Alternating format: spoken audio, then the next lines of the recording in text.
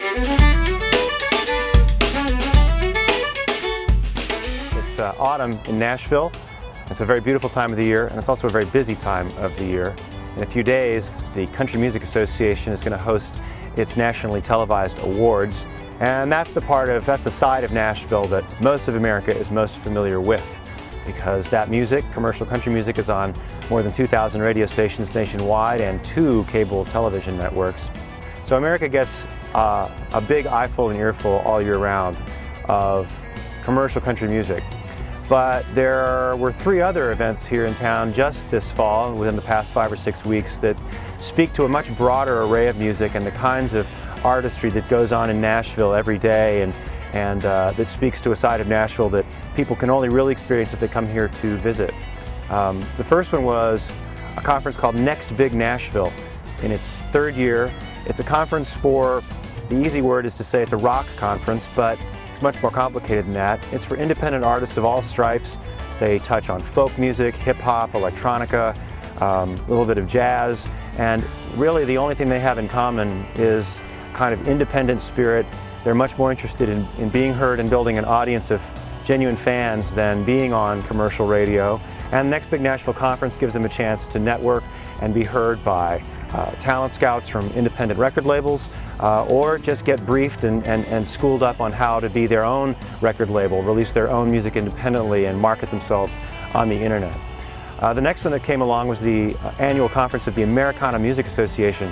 And Americana is music that was a format that was essentially created as a reaction to country music. It was for people who loved traditional country music and who found that what was on the radio really didn't feed their souls anymore. And I think they would hope that if there was a young Chris Christopherson or Johnny Cash who came to town now, they would find a home in Americana music. You'd find artists there. We had performances by Levon Helm, formerly of the band, and even Robert Plant showed up at the award show as part of accepting an award for his album with Alison Krauss.